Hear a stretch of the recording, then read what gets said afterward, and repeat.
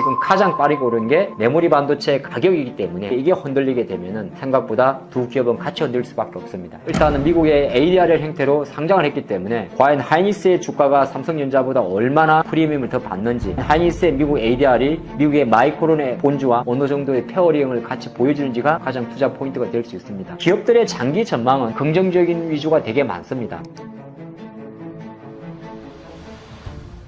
SK하이닉스의 ADR이 나스닥 상장 첫날 12% 넘게 올랐습니다. 그리고 미국 투자자들은 SK하이닉스의 가치를 어떻게 본 건지, 첫날에 그냥 일시적인 흥행으로 보시는지 어떻게 보시나요? 네, 7월 12일이었나요? 네, 하이닉스가 이제 외국 기업 기준으로 놓고 봤을 때는 대략적으로 이제 $200 정도, 우리나라 돈으로 한 40조 원 정도의 IPO를 단행을 했는데요. 상당히 그 알리바바를 제끼고 규모로는 가장 큰 기업이었고, 그러다 보니까 나스닥 같은 경우도 상당히 행사 자체는 거대하게 많이 이루어졌습니다. 근데 공식적으로 이제 ADR, 우리가 말하는 주식 예탁 증서의 형태는 상장 첫날이 아니고 7월 13일, 미국 현지 시간부터 7월 13일부터 공식 티커 SKHY로 이제 거래가 되는 거고요. 첫날 거래는 일정 부분의 이제 투기적 트레이드를 위한 약간의 가상 거래까지는 아니고요. 일정 부분 이제 약간 유동성이 제한된 거래였기 때문에 어찌 보게 되면은 단순하게 하이닉스의 ADR이 올랐다고 해서 무조건 뭐 한국의 주식이 오른다 그렇게 볼 수는 없을 것 같고, 어찌 보게 되면은 뭐 하이닉스 입장에서 놓고 봤을 때 전 세계에서 지금 삼성, 하이닉스, 마이크론이 우리가 말할 때 반도체 스토리지 업체, 반도체 메모리를 만드는 기업이잖아요. AI를 구현하기 위해서. 거기서 가장 현재로서 놓고 봤을 때 영업이익률이 가장 높습니다. 실내로 1분기 때 삼성전자가 실적 추정을 발표했는데, 삼성전자에 대한 1분기 반도체 부문, 메모리 반도체 부분은 대략 80% 초반 정도의 영업이익률이 추정할 수가 있고요. 6월 말 정도에 마이크론이 실적을 발표했었죠. 그 당시 마이크론이 한 85%, 지금 시장에서는 하이닉스도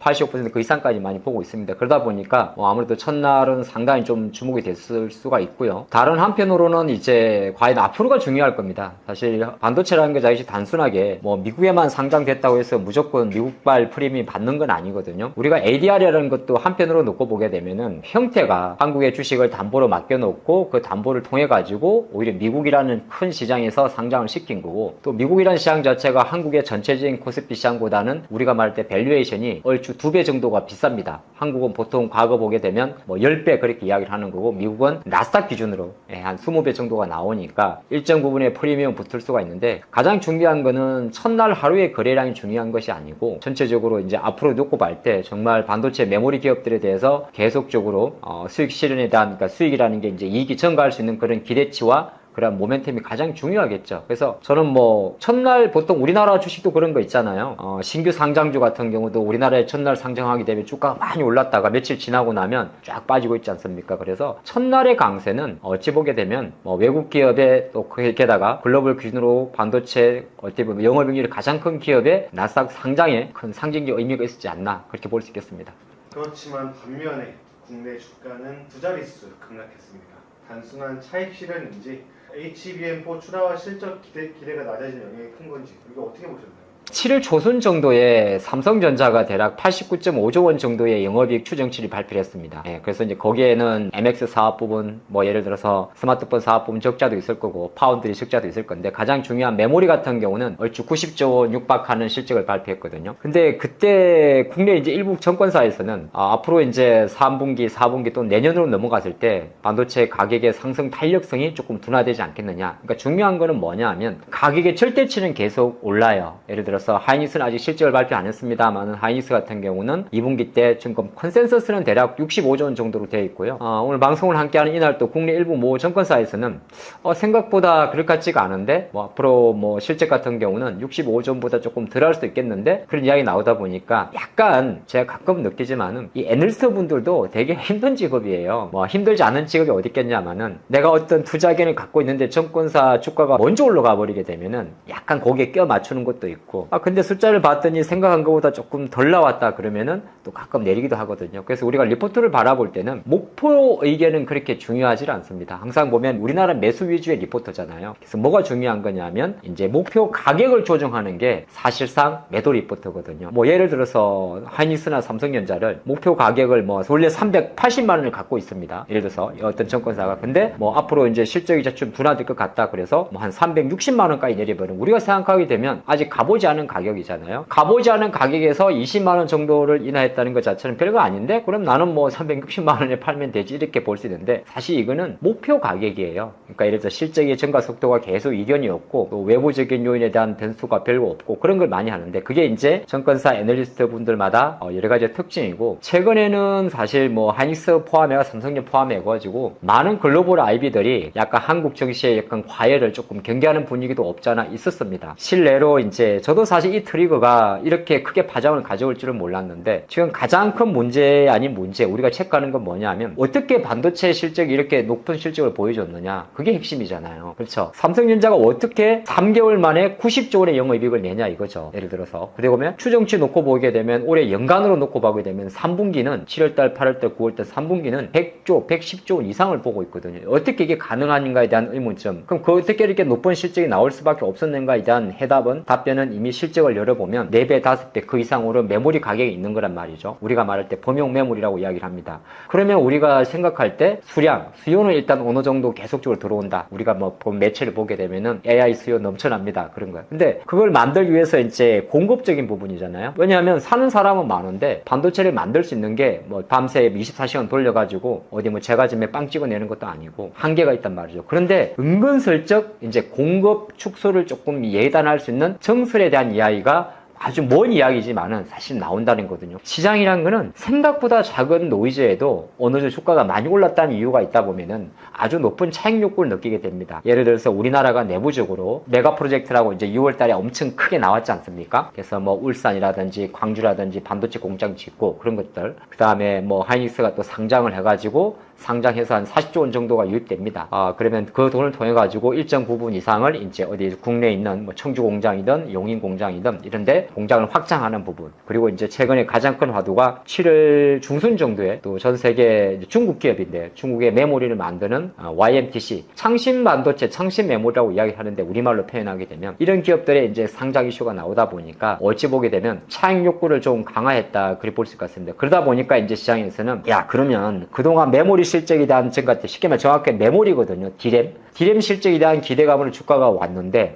디램이 꺾여버리면 예를 들어서 꺾인다는 게 이제 올라가는 속도 자체가 둔해되면 하이닉스가 삼성전자보다 우위에 있는 게 뭐냐 하면은 바로 HBM4예요. 우리가 이제 HBM 같은 경우는 하이 브로드밴드 메모리라고 이야기해가지고 고사양의 반도체 메모리잖아요. 그러면 거꾸로 말할 때 그거는 이제 미래고 현재의 증가 속도를 가장 높게 증가시킨 건 바로 메모리인데 이 메모리 같은 경우가 어느 정도 뭐 지금 당장 오늘 내일은 아님에도 불구하고 주가라는 거는 아주 단기적으로 많이 올랐기 때문에 메모리 가격의 어떤 타이트한 공급 쇼티지가 좀 축소된다고 한다면은 이 절대적으로 증가하는 영업이익의 증가 속도가 조금 둔화되지 않겠느냐 그런 이슈가 나오다 보니까 일단은 시장 관점에서는 뭐 차익 실현 메모리 많이 나오고 있는 상황이고 참고로 우리가 보통 차익 실현 이야기할 때 어느 정도 분위기냐 하면은 지금 이 영상은 제가 7월 달에 중순 정도 함께 하고 있는데요. 최근 1개월 동안 그러니까 6월 한 중순부터 1개월 동안 우리가 시장 제도에서 서킷 브레이크라는 게 있지 않습니까? 이제 3단계 중에서 8% 정도가 하락하게 되면 20분 동안 거래를 정지시키는 것을 서킷 브레이크라고 그러는데 벌써 뭐 3번 이상 나오고 있습니다. 올해 연간으로는 벌써 6, 7번이 나왔다는 거는 두 가지 해석할 수 있어요. 우리가 과연 지금 장에 차익 실현은 이 단순한 이름만 가지고 아주 막연하게 차익 실현이니까 결국엔 다시 오를 거야. 그러니까 막연한 희망으로만 가야 되는 건지 아니면은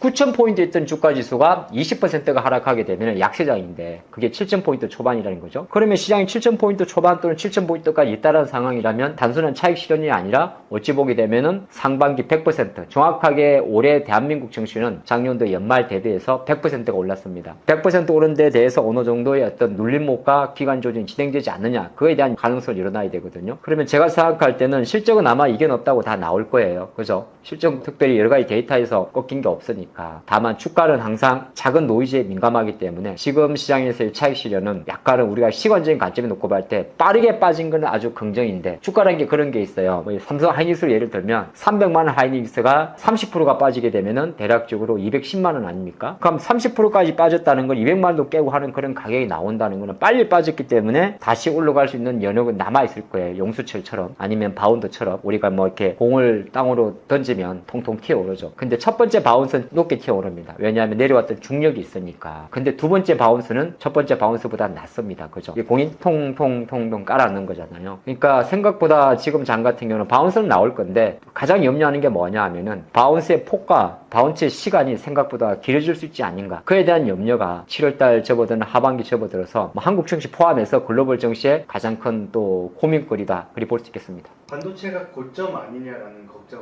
자연스럽게 나오고 있습니다. 삼성전자가 용인 공장 가동을 앞당기려고 하는 건 아무래도 수요가 계속 늘어난다고 보기 때문인 것 같은데 이것도 맞을까요? 기업 입장에서는 삼성이나 하이닉스가 어찌 보게 되면 올해 사상 최대 실적 호황을 누리고 있지 않습니까? 실제 내년까지도 이견이 없다고 하고, 그러면 일정 부분 미래 장기적 관점에서 기존의 공장을 캐파를 확장하는 거, 우리가 그걸 청설이라고 그러지 않습니까? 라인 자체를 조금 확장하는데 그런 거는 가장 이상적인 거예요. 그리고 이게 좀 다른 게, 예를 들어서 삼성이나 하이닉스가 어디에다 공장 확장을 한다. 하이닉스 같은 경우는 저기 청주 M5고 M15, M15 공장이나, 삼성 같은 경우는 저기 평택에 있는 P5 공장이나 이런 공장을 확장한다. 지금도 공사 한창 중에 있지 않습니까? 여러분들 그 고속도로 타고 가다 보면 그 평택 공장 보이지 않습니까? 길가에. 그러면 한창 공사를 짓고 있는데 그것 자체가 생각보다 그렇게 빨리 짓는 건 아니에요. 오래 걸립니다. 오래 걸리고, 우리나라 메가 프로젝트도 빨라야 아마 한 6, 7년 있다 할 이야기거든요. 그리고 공사라는 게 그런 것도 있어요. 반도체는 이게 고집적 자본이 들어가는 기업입니다. 그러니까 공장이에요. 쉽게 말해서 어떤 자본도 수십조 단위가 이렇게 단계적으로 들어가고요. 또 실제적으로 그걸 우리가 양산해서 양품, 우리가 수율이라 이야기하지 않습니까? 거기까지는 생각보다 오래 걸립니다. 그러니까 장기적 관점에서는 삼성이나 하이닉스가, 미국의 마이크론도 일본에다가 계속 투자를 하고 있지 않습니까? 여기에 싱가포르도 투자를 한다는 거죠. 그거는 기업 입장에서 계속 투자를 하는 거예요. 근데 거기에 만약에 주가가 반응한다는 거는 약간은 과민한 반응이 있다, 그렇게 볼 수 있을 것 같고, 실적 이야기 잠깐 나와서 하는 이야기인데, 제가 잠깐 실적을 좀 자료를 준비해 봤습니다. 2026년도 실적초인데요. 반도체가 있고 비반도체가 이렇게 표시를 해놨는데, 노란색 막대 그래프가 이제 전체 영업이익의 전가율입니다. 영업이익의 전가율이죠. 올해 1분기는 4월달에 우리가 실적 발표를 했고요. 148% 정도가 나왔고요. 올해 2분기 같은 경우도 보시게 되면은 250% 정도. 근데 3분기를 놓고 보게 되면 240%, 뭐 4분기에 268% 이렇게 적혀 있습니다. 이것만 가만히 바라보면은 지금 아시겠습니다만은 올해 2분기 때 한 84조 원 정도, 89조 원 정도의 삼성전자도 물론 성과급 이슈가 있었습니다만은 지금 바라보는 관점에서는 대략적으로 3분기에는 110조, 120조까지 보고 있고요. 하이닉스도 아직 실적은 발표 안 했는데 7월 29일 발표가 예정인데, 대략적으로 실적 자체는 예를 들어서 지금 65조 원 정도 컨센인데, 제가 개인적으로 생각할 때는 그거보다 훨씬 잘 나올 것 같습니다. 그거는 어디에서 아이디어가 있었냐면 바로 삼성전자의 실적에서 아이디어가 있었거든요. 그리고 지금 이제 시장 관점에서는 반도체가 좀 흔들리고, 뭐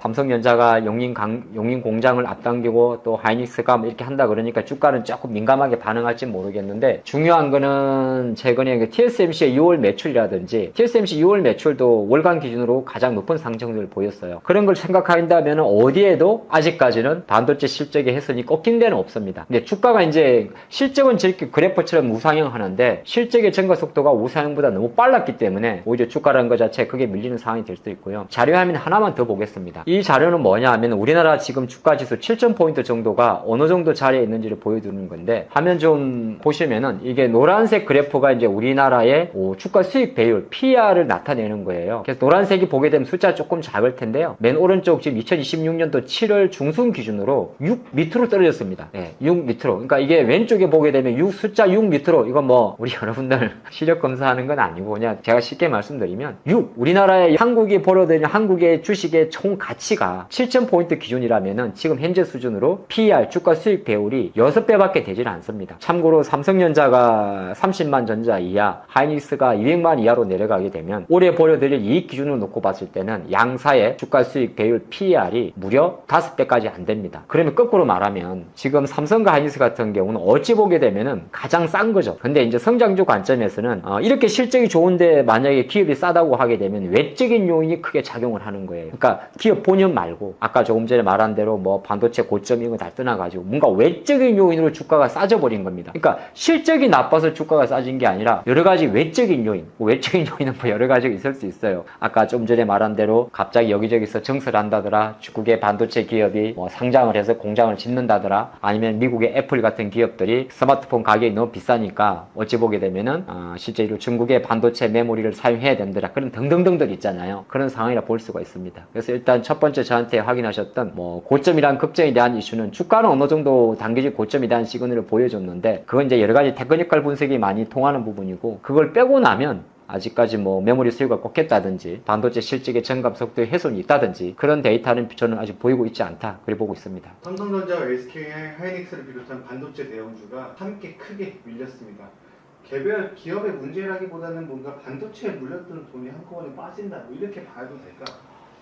같이 빠지는 거죠. 뭐 주가가 내려갔다는 거는 누군가가 많이 팔았다는 거고, 누적적으로 보시면 외국인 투자가들이 올해 2026년도에 한국 주식시장에서 셀코리아 하고 있지 않습니까? 그렇죠. 참고로 7월까지 누적 매도는 180조 원입니다. 당연히 뭐 절대 금액 기준으로는 역대 최고치가 되겠죠. 근데 거꾸로 생각하게 되면 180조는 우리가 절대치고 상대치로 놓고 보게 되면은 오히려 작년 대비해서 시가총액은 뭐 3천조 정도가 커졌으니까 또 그렇게 계산하게 되면 별건 아니다 볼 수가 있는데, 최근에 이제 한국 내부적으로 아시겠습니다만은 이 단일 종목 레버리지 ETF에 대한 과도한 쏠림 자체가 가장 결정적이다는 것이 좀 큽니다. 실례로 우리나라 레버리지 시장 같은 경우는 이제 레버리지가 2배를 추종하는 거죠. 코스피 레버리지도 있고요.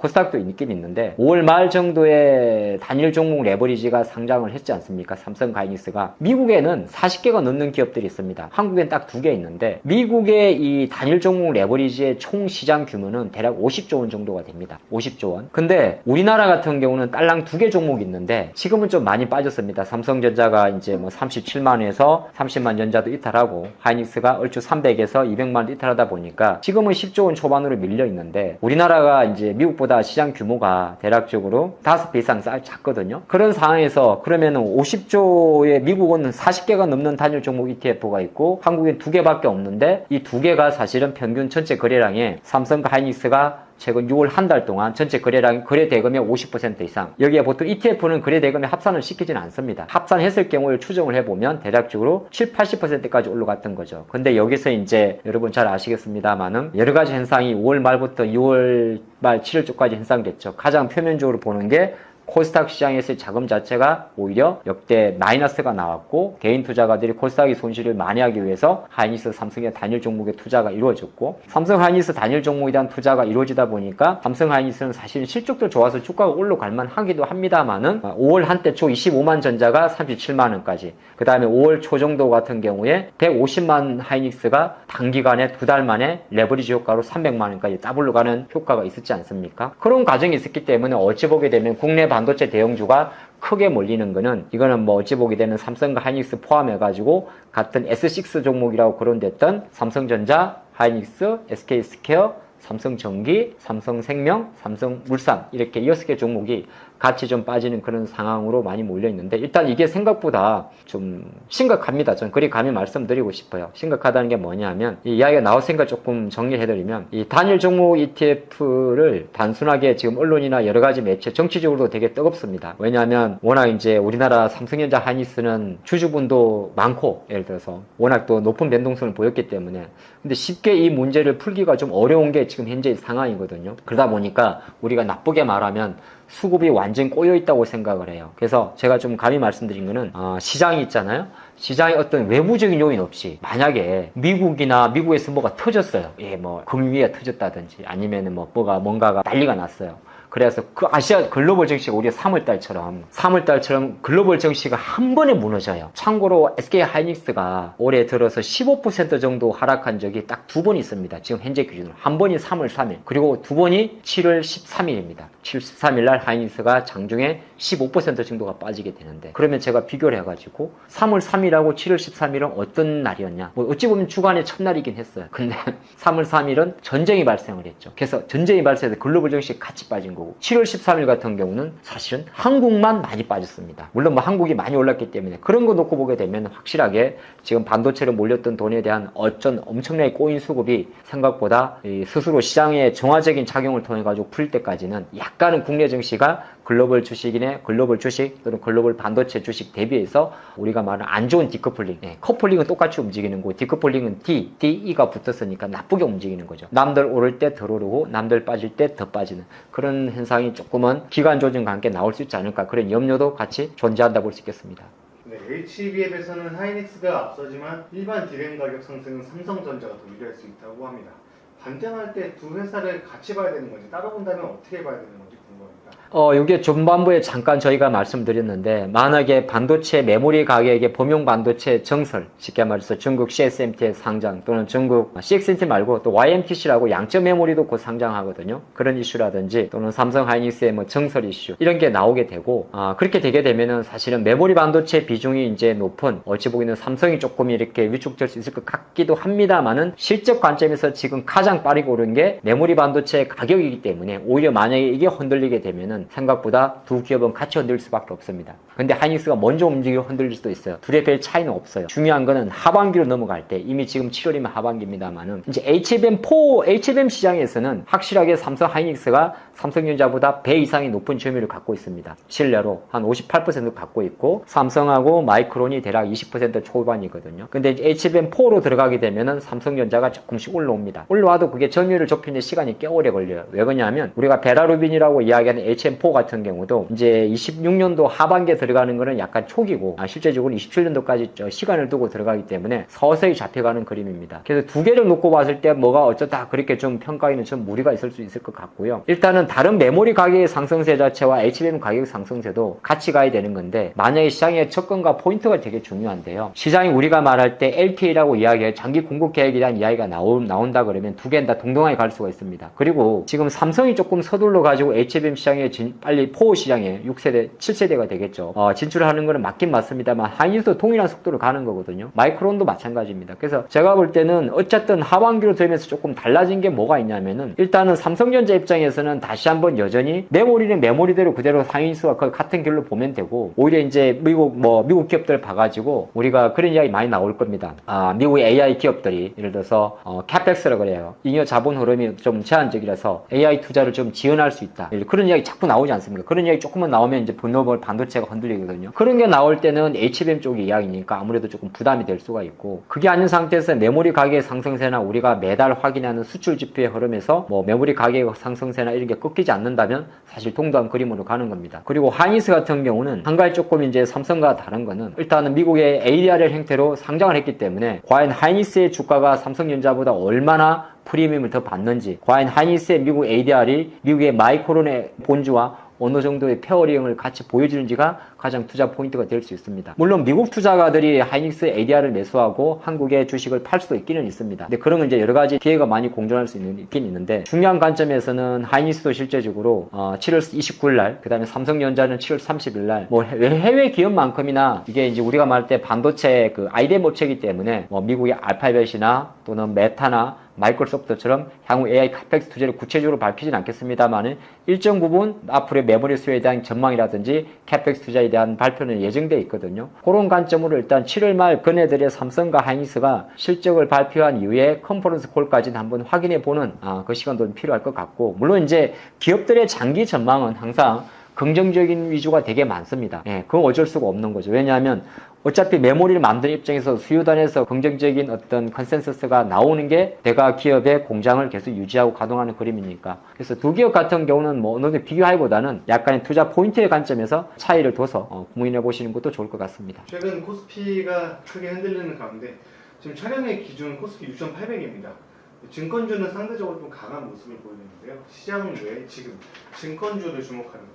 2분기 기준으로 아마 가장 많이 오른 게 삼성전자, 하이닉스 또는 뭐 삼성전기 이런 게 될 수가 있고요. 6월 달까지. 근데 오히려 그런 종목이 오르면서 생각보다 실적 대비해서 못 간 종목이 꽤 많습니다. 자, 평균 이제 증권주 같은 경우도 대표적인 그 섹터 중에 하나인데요. 1분기 같은 경우는 우리나라 3자 상법 개정안, 자사주 의무 소각 이런 이슈 때문에 많이 약간 밸류업이 됐다면 지금 2분기가 진행됐던 4월달, 5월달, 6월달 뭐 주가 지수 같은 경우도 뭐 9.0포인트 이렇게 많이 강성했습니다만 역대 최고 수준에 좀 불편하지만은 반대 매매도 있었을 거고요. 또는 한편으로 정시 최대 거래 대금, 물론 그게 이제 삼성과 하이닉스에 많이 국한되긴 했습니다만 거래 대금 이퀄 증권사의 또 위탁 부분의 수익과도 좀 연결되는 부분이 있고 우리가 많이 이야기하는 것 중에 증권회사들도 단순하게 이제 예전처럼 고객님 이 주식 좀 보시죠, 저 주식 보시죠 그런 시대에서 ETF라든지 펀드 규모도 또 하나의 큰 수익이잖아요. 그러다 보니까 그런 이야기 많이 들어봤을 거예요. 큰 돈이 많이 들어왔다. 그게 이제 여러 가지로 설명할 수가 있는데 뭐 고객 예탁금이 100조 원이 넘었다. 한국의 주식시장의 시가총액이 뭐 6천조가 넘었다. 게다가 삼성전자, 하이닉스 큰 주식이 많이 움직였잖아요. 큰 주식이 많이 움직이면 코스닥이 많이 움직여가지고 거래 대금이 많은 것보다 약간의 이제 큰 돈이 많이 움직이기 때문에 그게 증권사 입장에서 놓고 봤을 때는 막대한 수익률로 연결이 됩니다. 그게 이제 여러 가지가 있는데 뭐 우리가 말할 때 회전율도 있을 거고요. 수수료 부분도 있는 거고 또 고유 계정 관점에서의 간접 투자 상품의 수익률도 좋아지는 효과가 있기 때문에 증권주도 매년 이제 실적 발표 때마다 실적에 대한 기대감이 많이 반영되는 섹터입니다. 일부 2분기 때 미래에셋증권이라는 몇 개 종목 같은 기업 같은 경우는 뭐 예를 들어서 뭐 스페이스X 지분 관련으로 조금 슈팅이 났다면 5대 증권사 보통 이제 점유율 기준으로 뭐 키움이라든지 삼성, 뭐 한국금융지주, 한국금융지주 한국투자증권입니다. 그리고 이제 미래에셋 이런 기업들 같은 경우는 어찌 보게 되면 실적 대비해서 조금 저평가의 매력도 있고 여기에다가 증권주도 그런 것도 있어요. 어쨌든 시장 관점에서는 6월달부터 7월달부터 정시가 많이 흔들렸잖아요. 흔들리다 보면은 주식을 다 파는 건 아니에요. 미국 투자가나 미국의 주요 전략가들도 어느 정도 반도체를 쏠린 수급 자체를 조금 분산을 시키는 게 낫지 않겠느냐. 그러면 분산을 시키는 게 기준이 있어야 될 거예요. 무조건 뭐 자동차 사놓고 뭐 그건 아니잖아요. 그러면 나름대로 기관들이 이제 뭐 주가 꼭 많이 빠졌다기보다는 약간 밸류 기준으로 밸류라는 게 보통 두 가지 있지 않습니까? 실적이 계속 좋아지는데 뭐 실적도 좋아지고 기업의 내용들 뭐 ROE라고 이야기를 하는데 자기 자본율도 좋아지는데 많이 빠진 기업들 그게 이제 약간 증권주의 공통점이 좀 되는 거죠. 그래서 어찌 보게 되면 압도적 수익률을 지금 7월 달에 보여준 건 아닙니다만은 말씀하신 대로 하락의 착시효과 측면에서는 증권주 쪽으로 매기세가 조금 몰리는 그런 흐름도 없지 않아 있지 않나 그리 볼 수 있겠습니다. 은행, 증권, 보험은 모두 금융주지만 돈을 버는 방식이 다르잖아요.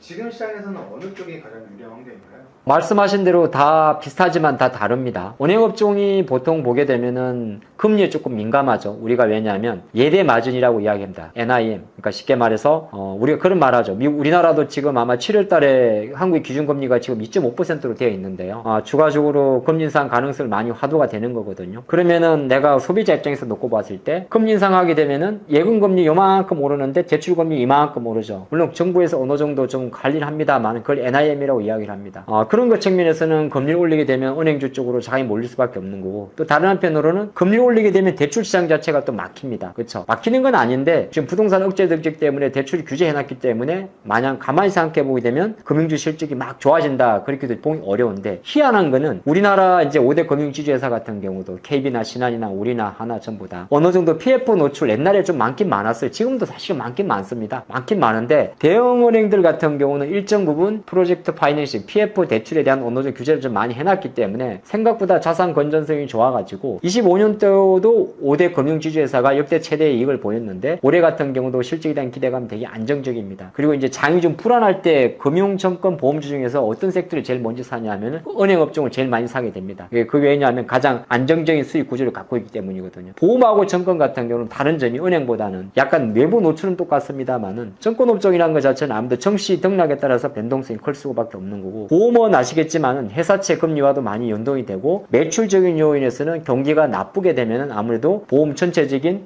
실적이 조금 감소할 수밖에 없고 보험도 생명보험이 있고 손해보험이 있지 않습니까? 생명보험 같은 경우 우리가 말할 때 나중에 뭐 내가 뭐 여러분들 변액보험이라든지 그런 식으로 해가지고 그런 이제 가입률과 관련이 있는 거고 손해보험 같은 경우는 우리가 가장 대표적인 게 우리 자동차 운전보험 같은 거죠. 교통이나 상해 같은 경우는 상해율과 또 관련이 높습니다. 그러니까 생각보다 볼 꽤 많아요. 그러니까 뭔가 변수가 많은 거라서 세 개를 놓고 봤을 때는 사실은 금융주가 우리가 말할 때 은행주가 가장 좀 안정적인 실적을 보이고 규모 면에서도 다른 거거든요. 원가 절감 측면도 비슷한데 원가 절감 측면도 은행업종 같은 경우는 세 개만 놓고 비교하게 되면 은행 같은 경우는 점포를 계속 축소하잖아요. 그런 이제 인터넷 뱅킹의 보호파나 실제적으로 오프라인 은행에 대한 니즈가 예전 같지 않고 예전 같은데도 은행들이 문을 4시면 닫아버리고 지점이 없으니까 이제는 ATM도 안 뽑아요. 옛날처럼 현금을 많이 쓰지는 않기 때문에 그러다 보니까 예전 같은 경우는 우리가 보면 이제 편의점 옆이라든지 무슨 시장 옆에 보게 되면은 무슨 돈 뽑는 기계 있었죠. 그거 이제 별로 안 써요. 근데 그 뽑는 것도 원래는 돈을 주고 하는 거거든요.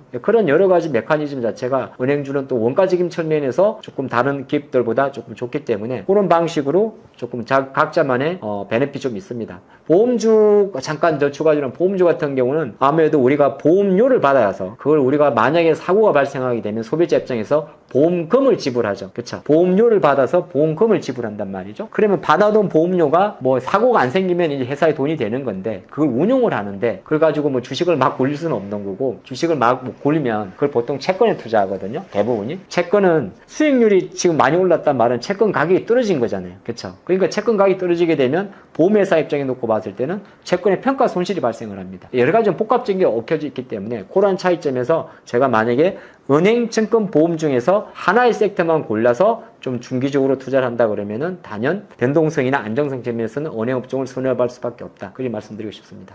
금리 이슈가 계속 이렇게 나오고 있습니다. 금리가 내려가면 은행의 이자 수익은 줄어들 수밖에 없는데 그런데도 은행주가 오른다.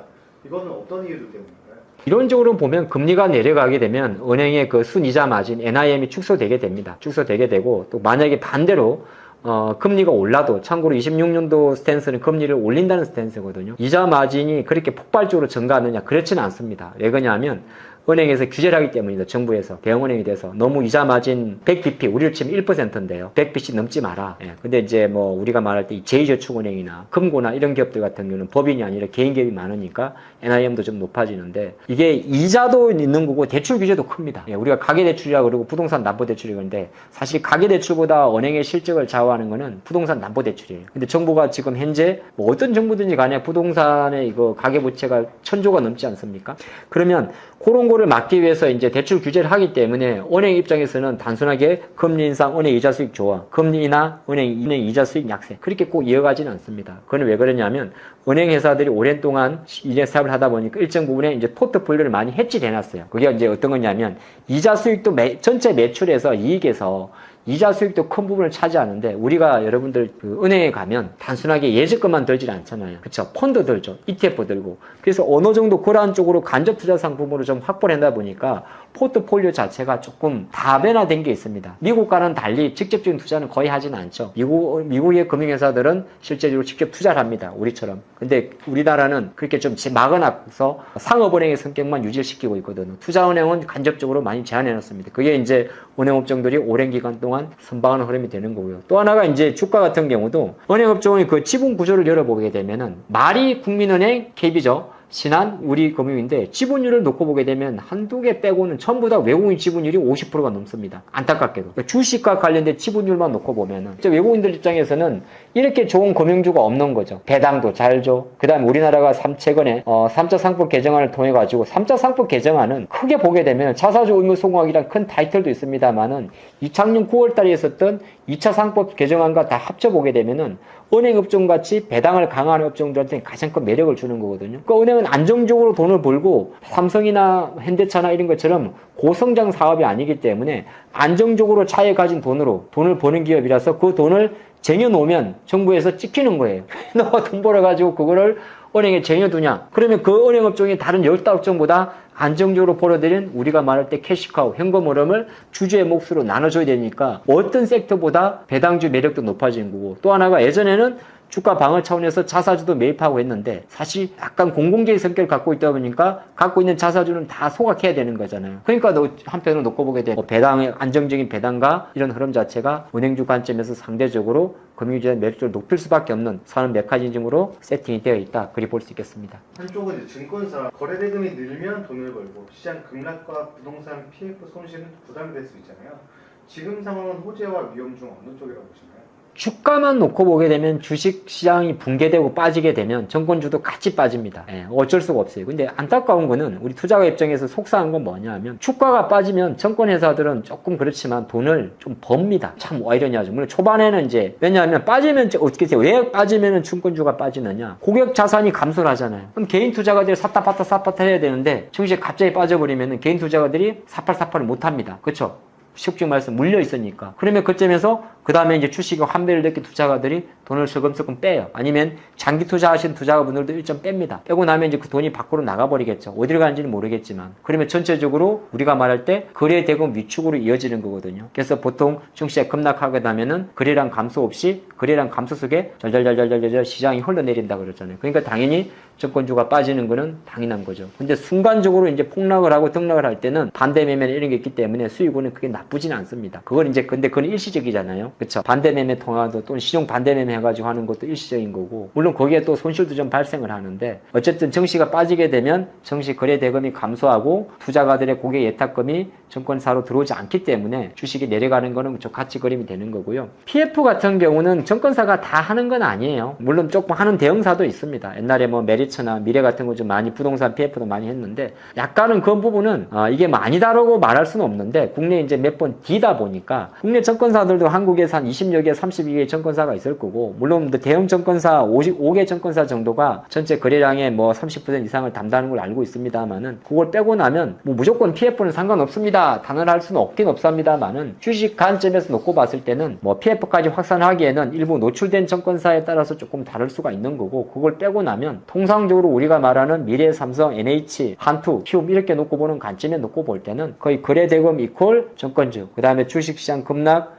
이퀄 정권주 약세 그 아주 단순한 메커니즘으로 보는 게 가장 일반적이고 중간중간에 올해 같은 경우에 뭐 미래에셋증권 같은 경우와 뭐 스페이스X에 투자했고 스페이스X의 지분이 있는데 스페이스X의 주가가 만약에 상장 위에 부진하면은 미래에셋증권의 주가 자체가 사실 별로 상관없는데요. 상관이 없어요. 왜냐하면 그걸 바로 엑시트할 게 아니기 때문에. 그럼에도 불구하고 이제 거기에 들어와 있는 돈의 성격 자체가 또 그걸 보고 투자한 투자자들도 있다 보니까 눈에 보이지 않는 이해관계 때문에 또 몇 개 종목마다 편차를 보일 수밖에 없다. 그렇게 헷갈릴 때는 저는 보통은 약간 우량 그냥 딴 거 없고 우량 증권사라고 이야기하는 우량하지 않은 증권사는 없어요. 없긴 없는데 투자 관점에서 삼성증권이나 한국금융지주나 이런 기업들 위주로 조금 한정해서 보는 성향도 남아있다. 그렇게 보겠습니다. 증권주가 잠깐 오르는데 그치지 않고 다음 주도주가 되려면 거래대금과 고객 예탁금에서 어떤 흐름이 이어져야 할까요?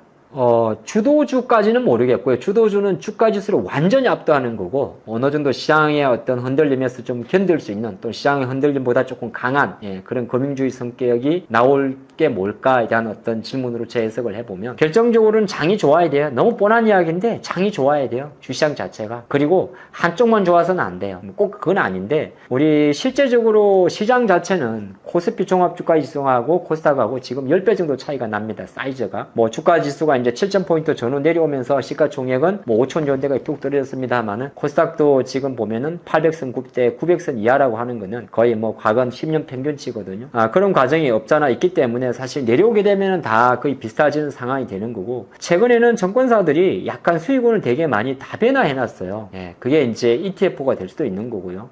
물론 ETF는 실제적으로 투자 자산 운용사의 몫이긴 합니다만은 또 LP 역할을 하는 거는 일부 정권사들도 같이 하는 게 없잖아 있는 거고 또 우리는 이제 최근에는 직접 투자도 많이 늘어나 있습니다. 물론 대부분 그런 건 아닌데 우리가 이제 액티브 랩이라 그래요. 생각보다 과거 제가 재직할 당시보다는 단순하게 주식 상승 거래대금 뭐 이렇게만 많이 보지는 않았거든요. 왜 그러냐면 위탁 수수료라 그래가지고 여러분들 주식을 사고 팔고 할 때 그 수수료가 과거보다 확실히 낮습니다.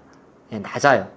그러니까 물론 보는 증권사마다 좀 다릅니다만은 그리고 이제 증권사 수익이 조금 안정화되는 흐름 중에 하나가 국내 주식에 대한 변동수 있습니다만 해외 주식으로의 비중도 꽤 커요. 해외 주식 같은 경우는 우리 눈에 보이지 않는 환전 수수료도 받아가고요. 눈에 잘 모를 겁니다. 돈 띄는 거를. 환전 수수료 가져가죠. 해외 주식 수수료는 시세 이용료가 국내보다 비쌉니다. 시세 이용료란 건 뭐냐 하면은 우리가 스마트폰이나 여러분들 PC로 시세 와삭닥 하는 거 보잖아요. 그거 다 돈이거든요. 증권사가 우리 대신 내주는 겁니다. 그걸 어떤 방법으로든지 나의 계좌에서 빼가는 거거든요. 눈에 보이지는 않지만 그게 수수료거든요. 근데 해외 같은 경우는 시세 유율료가 비싸요. 그러니까 증권사, 공정권주 투자할 때는 국내 주식의 비중도 많이 봅니다만 해외까지 같이 보는데 그걸 다 일일이 볼 수가 없잖아요. 그럼 결정적으로는 너무 다시 돌고 들어가고 지수 상승, 뭐 나스닥 상승, 코스피 상승, 코스닥 상승 그렇게 좀 같이 보는 거고 제일 쉬운 거는 지수가 계속 올라가면 증권주도 주목을 받는 거고 지수가 가다가 빠져버리게 되면 증권주는 다른 섹터보다 매력도가 떨어지는 거고 근데 실제적으로 그럼에도 불구하고 고객 예탁금이나 거래대금이 줄지 않는다 그러면은 지금은 당장 증권주의 주가가 부진하지만은 나중에 실적 시전 전후에서는 언제든지 실적에 대한 기대감으로 주가가 올라오는 겁니다. 그러니까 증권주는 이런 거예요. 장기 투자 관점에서 우리가 보기보다는 저는 차라리 증권주 투자는 이벤트 드리븐 전략도 많이 이야기 드립니다. 이걸 사가지고 뭐 10배, 5배 이런 거 볼 일 아니라 어차피 3개월 단위로 실적을 발표한다면 증권주는 길면 한 6개월 정도, 9개월 정도, 짧으면 6개월 정도의 투자 인터벌을 통해 가지고 주가 시장은 좋은데 갑자기 빠졌을 때 근데 실적 발표가 한두 달 정도 남았다고 예정을 하면 그때 정도 편입을 해서 실적 발표 전후에 물량을 좀 줄이고 그리고 또 조금 쉬었다가 또 같은 루틴으로 그렇게 한번 활용해 보시는 것도 트레이딩 관점에서 이거는 단순한 트레이딩을 넘어서 증권주를 장기적으로 보는 관점에서의 금융주와 증권주의 뭐 리밸런싱 차이 이렇게 활용해 보시는 것도 좋을 것 같습니다. 최근 코스피 서킷 브레이커가 여러 번 발동됐습니다. 크게 흔들렸는데요. 차익 실현의 시작점인지 뭐 중동 불안, 뭐 환율인지 기간 매입인지 어떻게 보고 계신가요?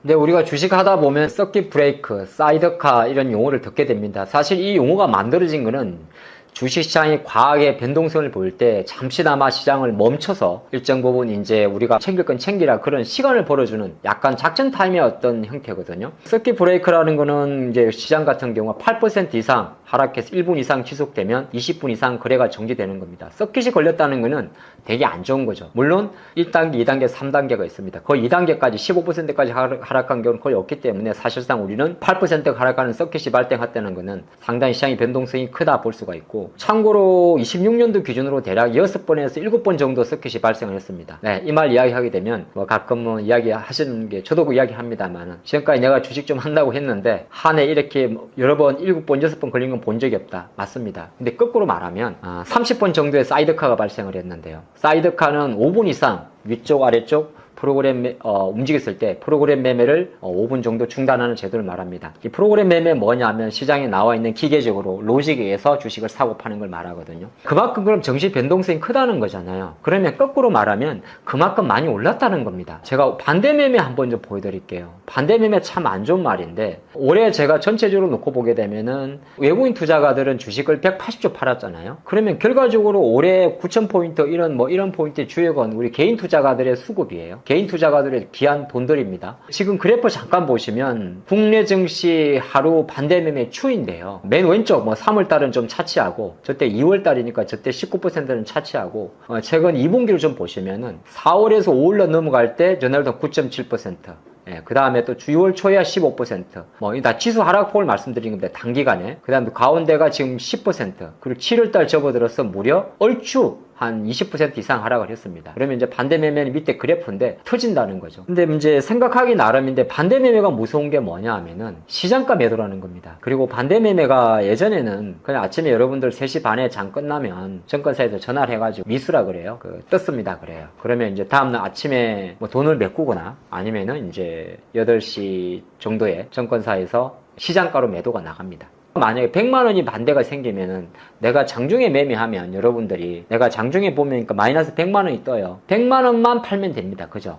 빚이 100만 원이니까. 근데 반대 매매는 주문을 어떻게 내냐 하면 거의 대부분 통상적으로 3배 이상 냅니다. 왜 3배냐 하면은 우리가 빚을 낸 거잖아요. 빚투잖아요. 증권사한테 미수 같은 경우는 이틀, 또 신용 같은 경우는 2개월, 3개월 기간이 있지 않습니까? 그러면 돈을 회수하는 증권사 입장에서는 이게 안 팔릴 수도 있잖아요. 그래서 주문을 어떻게 내냐 하면 시장가 매도 내버립니다. 그러니까 내가 100만 원만 미수를 냈는데 매도 가는 금액은 300만 원 그 이상의 주문이 들어가는 거죠. 증권사에 무조건 회수를 해야 되니까. 두 번째가 우리 눈에 보이지 않는 여러분들이 그 빚을 쓰는 것 중에는 알려드리면 안 되는데 우리가 계좌가 있는 증권사 써가지고 빚을 내는 게 있고 그걸 신용이라 그럽니다. 근데 신용은 다 되는 게 아니에요. 이 종목들 보게 되면 내가 더 사고 싶은데 못 사는 종목도 많습니다. 그리고 이제 증권사에서는 삼성전자나 하이닉스 같은 경우는 2배 이상 2.5배씩 3배수까지 살 수 있게 이제 좀 열어둔 게 있고, 코스닥 바이오 같은 경우는 또 그게 안 되죠. 안 되는 것도 많아요. 왜냐면 어떤 담보, 신용이 결과적으로 담보 가치를 보고 돈을 빌려주는 거거든요. 근데 담보가 좀 부실한 기업이에요. 뭐 적자 기업이라든지 너무 작은 주식이 많이 안 해줍니다. 그러다 보니까 반대 매매가 터졌다는 거는 크게 보게 되면 처음에는 코스닥 중소형주들이 터집니다. 처음에는. 대부분이 맞죠. 여러분이 생각해봐요. 내가 주식에 삼성도 있고 하이닉스도 있고 현대차도 있고 뭐 네이버도 있고 카카오도 있고 많이 있어요. 근데 이제 빚이 뜨면은 누군가가 일려주지 않거든요. 뭐부터 팔라고는. 그럼 개인 투자분들이 이제 아이고 빚이 반대 매매가 나오니까 뭐 이렇게 뭘 팔아야지 할 때 제일 먼저 많이 보는 게 뭐냐면은, 원래는 안 그런데 사실은 이상한 주식부터 팝니다. 이상한 주식이 어디 있겠냐면 좀 그런 거부터. 근데 이제 그거 다 팔리고 나면 그 다음에 팔리는 게 대형주잖아요. 그러니까 반대가 반대를 부르는 상황이 가장 큰 현장의 좀 특징인데, 이게 장중에만 나오면 괜찮은데 장 초반이나 요즘에는 이제 중간중간에 뭐 10시라든지 1시라든지 2시라든지 또 여러 가지 시스템으로 겹치는 흐름이 좀 많습니다. 그래서 시장 관점에서 바라볼 때는 요즘 장이 이제 급락장에는 오전엔 잠깐 반발 매수가 들어오다가 또 2시부터 와르르 무너지는 게 있거든요. 그래서 약간은 이럴 때는 장을 주식을 이제 보통 뭐 단기로 들어가시는 분도 있을 거고, 내가 어차피 고점 대비해서 많이 빠졌으니까 조금 사볼까 하시는 분이 있겠지만, 꼭 이런 반대 매매가 많은, 우리가 반대 매매가 많은 장이 어떤 장이냐면 그냥 1개월이란 단기간에 주가 지수가 고점 대비해서 20% 이상, 개별 종목이 대형주든 중소형주든 고점 대비해서 30, 40%가 빠진 걸 급락장이라고 그래요. 이런 장 지금 7월달 장이죠. 그래서 나중에 영상을 보시면서 종목이 갑자기 한 달 내에 이렇게 빠지, 뭐 이상한 조그마한 주식 말고요. 그냥 우리가 말할 때 멀쩡한 주식 위주로 봤을 때 그런 장이 이제 투매를 어떻게 불일으키는 장이니까 그걸 한번 잘 활용하시면 좋겠습니다. 외국인과 기관이 파는 동안은 개인은 또 다르게 주식을 받아내는 모습이 나왔는데요. 지금 좀 다르게 보고 있는 것 같아요. 외국인과 개인, 왜 지금 시장을 다르게 해석할 수밖에 없는 걸까요? 사실 우리가 그 투자자별 매매 동향이라고 이야기를 해가지고, 그게 매매 주체별로 3개가 있지 않습니까? 말씀하신 외국인 투자가 있을 거고, 우리 개인 투자가 있을 거고, 기관 투자가. 근데 기관 투자가도 정확히는 우리 돈이에요. 그렇죠? 조금 다른 거는, 기관이 돈이 어디 있어요? 자기들 그 ETF도 우리 개인 돈이고, 증권사, 약간 정경사 그 자기 매매 돈이 있는데 그거는 사실 정치에 영향을 미치지 않습니다. 어떤 게 다르냐?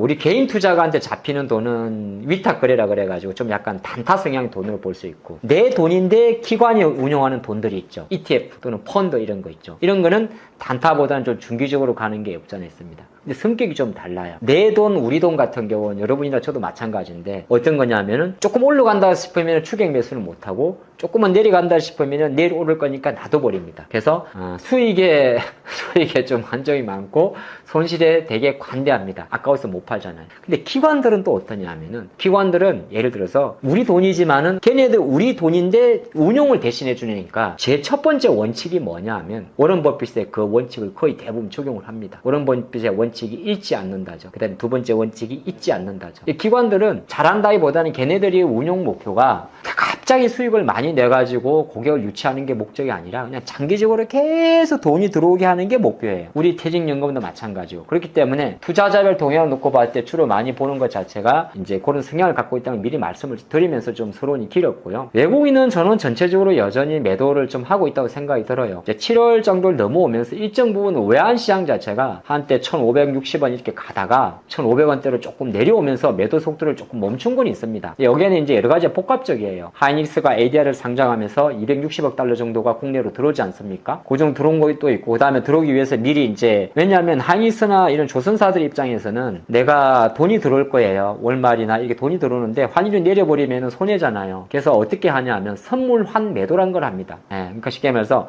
내가 외국에서 들어올 달러를 어느 정도 우리나라 원화 기준으로 내가 돈을 많이 들어와서 환전해야 되는데 환율이 폭내려버리면 손해잖아요. 근데 그게 뭐 1,200원이건 몇백만 원, 몇천만 원이면 상관이 없습니다만은 조 단위가 넘고 10조가 넘으면 1조만 해도 1% 내려가면 10억이 날아가는 거예요. 100억이 날아가는 거잖아요. 그렇죠? 엄청나게 큰 거죠. 1조에 1%면 100억 원이에요. 하이닉스 얼마 들어온다 그랬죠? 40조 원 정도 들어온다 그랬죠. 그러면은 대충 계산하면 400억 이상의 어떤 그런 차이가 나오잖아요. 그래서 좀 눌러놓은 게 있어요. 그걸 착시 효과 때문에 외국인 매도가 7월달에 좀 진정됐던 거라고 착안해 볼 수가 있고요. 올해 26년도 정시의 가장 큰 축은 개인 투자가들입니다. 개인 투자가들이 뭐 주식을 매수하는 날은 보통 기관과 외국인이 매도 형태로 많이 잡히고 있고, 근데 최근에 이제 그럼에도 특징하고 약간 우리가 투자를 하면서 좀 참조할 거는 한 가지 좀 안타까운 공식 아닌 공식은 틀리질 않습니다. 개인이 매도하는 날 증시가 오르고요. 개인이 매수를 하는데도 증시가 오를 때는 증권사 중에서 금융투자가 매수가 들어올 때입니다. 그건 ETF 쪽이거든요. 왜 ETF 이야기를 많이 하냐면 우리나라 ETF 시장 규모가 참고로 2026년도 6월 초 기준으로 무려 500조 원까지 커졌습니다. 네, 그래서 ETF는 게다가 돈 자체가 계속 들어와요. 뭐 여러분도 아시겠습니다만 퇴직연금이라든지 뭐 IRP라든지 기타 등등 DC형 이렇게 해가지고 그렇기 때문에 간접 투자로 도로에 들어오는 성격이 가장 크기 때문에 아마 시장이 큰 패러다임에서는 그게 상반기 때 외국인이 100조, 150조, 280조를 파는데도 불구하고 종목 물론 두 개의 종목이 9,000포인트를 만들었습니다만은 실제로 개인들이 가장 선호했던 그 두 종목이었기 때문에 그런 수급으로 조금 보시면 좋고 어쨌든 간에 개인들도 이제는 예탁금도 많이 줄었어요. 우리가 투자자별의 큰 바로 지표가 우리가 고객 예탁금이라고 하는데 한때 5월달이나 6월달 초순에 이제 장이 좀 견조할 때는 120조, 130조까지 올라갔다가 지금은 이제 계속적으로 총알도 많이 썼고 또 많이 신용 반대 매매로 많이 나가는 것도 있습니다. 그러다 보니까 한 지금 100조 원 초반에 신용 융자 잔고는 한때 잘 나갈 때는 5월달, 6월달 잘 나갈 때는 한 양사 코스피 코스닥 합쳐가지고 한 36조까지 갔다가 지금 3조 초반으로 반대 매매가 많이 나오고 있어서 약간은 지금 장도 어수선한데 돈을 살 만한 수급도 조금 애매한 그런 장이 약세장의 가장 전형적인 특징이다 그렇게 볼 수 있겠습니다. 7월 초 수출은 크게 늘었는데도 코스피는 약한 모습을 보였습니다. 수출이 좋고 실적이 좋아도 주가를 지키지 못한 이유는 무엇일까요?